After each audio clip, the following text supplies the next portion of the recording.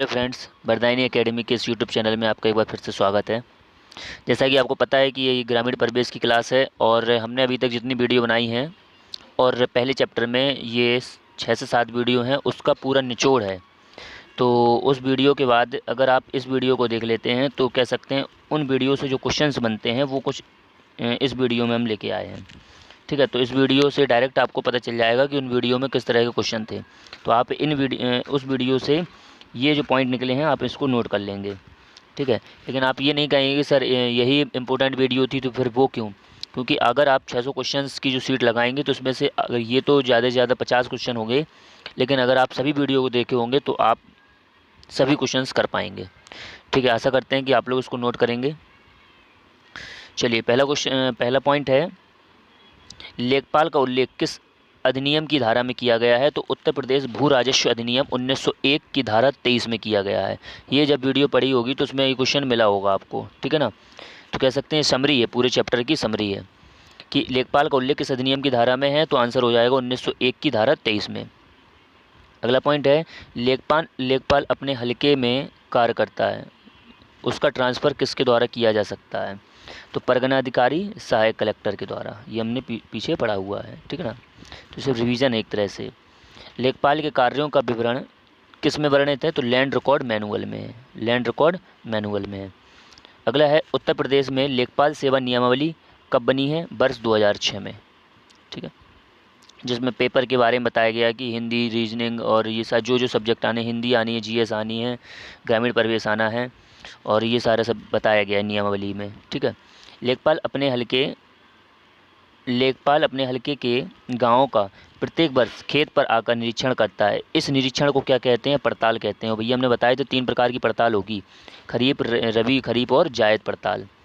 ठीक है, खसरा क्या होता है भैया? खसरा एक कानूनी दस्तावेज है जिसमें किसी गांव के ज़मीन के टुकड़े और उस पर उगाई जा रही फसलों का विवरण लिखा जाता है। ये भैया पढ़े हो अच्छी तरह से। ठीक है ना, आगे बढ़ते हैं।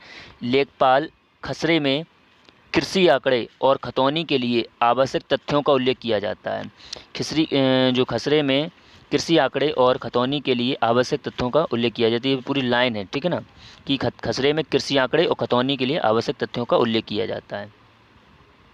खसरे में कुल कितने खाने होते हैं? हमने भैया उस बताई थी क्लास में, तो क्या होगा? 22 खाने होते हैं। खसरे में 22 खाने होते हैं, जबकि खतौनी में कितने होते हैं? 13 खाने होते हैं। ठीक है, चलिए आगे बढ़ते हैं। पटवारी शब्द का सर्वप्रथम प्रयोग किसने किया था? भैया शेरशाह सूरी ने किया था। ये वीडियो में बताया हुआ है, तो ये समरी एक तरह की तो आपको बस याद हो जाएगी अच्छी तरह। चलिए, किसके समय में पटवारी का नाम बदलकर लेखपाल कर दिया गया था? तो चौधरी चरण की सरकार के समय।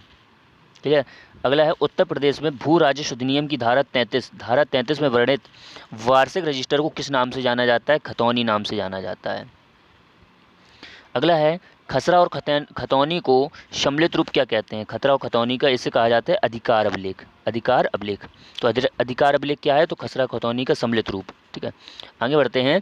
भूलेख निरीक्षक कौन होता है? भूलेख निरीक्षक कानूनगो या राजस्व निरीक्षक को कहा जाता है। क्या? भूलेख निरीक्षक। तहसील स्तर पर राजस्व प्रशासनिक अधिकारी कौन होता है? भैया ये तो सिंपल सा है कि तहसील स्तर पर पूछ रहा है तो तहसीलदार होगा।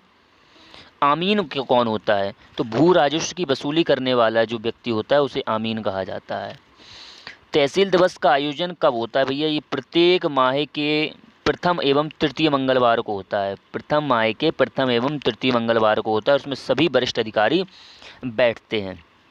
दाखिला और खारिज क्या होता है? म्यूटेशंस की प्रक्रिया कब होती है? भैया ये जब कभी भूमि के कब्जे में परिवर्तन होता है।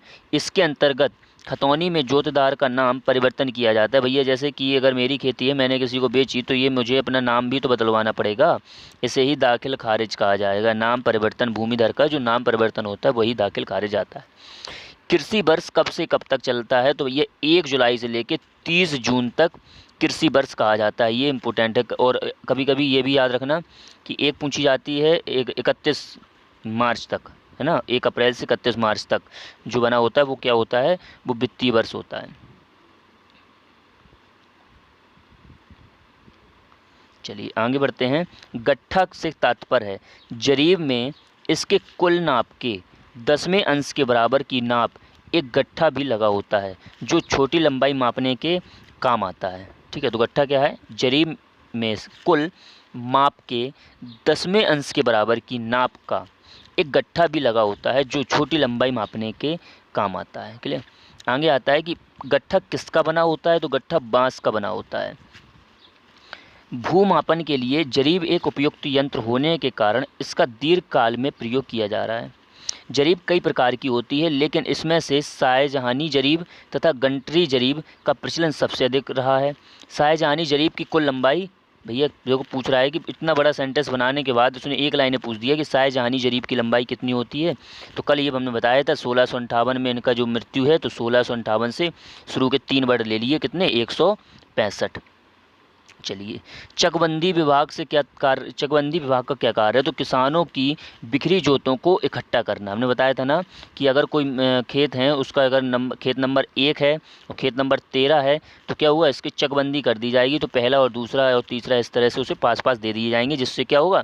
मेड़ें कम होंगी, और मेड़ें कम होने से क्या होगा? भूमि बढ़ जाएगी, और भूमि बढ़ने से फिर क्या? उर्वरता भी बढ़ेगी, खेती बढ़ेगी। ठीक है। विकास खंड, अभी तो पीछे भी छूट गया कुछ।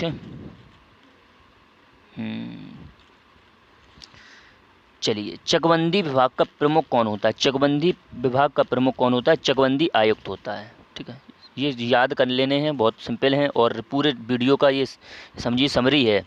तो आप अगर इसको ज़रूर पढ़ें, इसको ज़रूर पढ़ें आप। जिला स्तर पर सर्वोच्च चकबंदी अधिकारी कौन होता है? जिला उप संचालक चकबंदी। जिला स्तर पर, भैया जिला स्तर पर पूछ रहा है तो जिला उप संचालक, और डायरेक्ट पूछेगा तो आयुक्त हो जाएगा।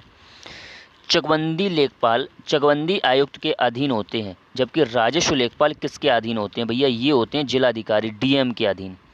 राजस्व लेखपाल किसके अधीन होते हैं? भैया डीएम के अधीन होते हैं। ठीक है, ये इंपॉर्टेंट पॉइंट है भैया। चकबंदी लेखपाल जिस तरह चकबंदी आयुक्त के अधीन होता है, उसी तरह राजस्व लेखपाल किसके अधीन होता है? भैया डीएम के अधीन होते हैं। चकबंदी का वास्तविक कार्य कौन सा है? भैया चकबंदी लेखपाल करता है। तो चकबंदी का वास्तविक कार्य कौन करता है? तो चकबंदी लेखपाल करता है। आगे बढ़ते हैं। चकबंदी प्रक्रिया राज्य सरकार की होती है, एक कल्याणकारी योजना है। ये एक कल्याणकारी योजना होती है, राज्य सरकार की तो होती है, लेकिन ये एक कल्याणकारी योजना है। उत्तर प्रदेश में जोत चकबंदी अधिनियम कब बना? भैया ये सीधा सीधा हमने उसमें पढ़ाया हुआ है, 1953 में। 1953 में जोत चकबंदी अधिनियम बना हुआ है। आगे बढ़ते हैं। उत्तर प्रदेश भू राजस्व अधिनियम की 1901 की धारा 23 में किसका संबंध है? ये लेखपाल के संबंध में। हमने ये पीछे भी आ चुका है क्वेश्चन, तो इसको फिर से देख लेते हैं। लेखपाल से संबंध है तो कौन सी? धारा 23। गंटरी जरीब द्वारा किया गया भूमापन क्या कहलाता है? भैया कैडिस्ट्रल सर्वेक्षण कहलाता है। ये हमने कल बताया हुआ था, कैडिस्ट्रल सर्वेक्षण। और एक और मैंने बताया था, किसी को अगर याद हो, शाहजहानी जरीब का मैंने बताया था। तो उसका क्या होता है? थाक वोस्ट। इसका होता है थाक वोस्ट, है ना, थाक वोस्ट। और गंटरी वाले का क्या होता है? कैडिस्ट्रल सर्वेक्षण। दोनों पढ़ाए हुए हैं, अगर आपने लास्ट नई वीडियो देखी है तो उसको एक बार ज़रूर देख लें। इसके बाद ये समरी आपको बहुत ही सरल समझ लगेगी। चलिए आगे बढ़ते हैं। विकास खंड का प्रमुख कार्यपालन अधिकारी कौन होता है? खंड विकास अधिकारी होता है। कौन होता है? खंड विकास अधिकारी होता है। चलिए, हमारी जो इस चैप्टर का जो पूरा सारांश था वो हमारा आज समाप्त होता है, और कल से हम लोग इसके एमसीक्यू लगाएंगे। तो आशा करते हैं कि ये वीडियो आपको समझ में आई होगी। Thank you. और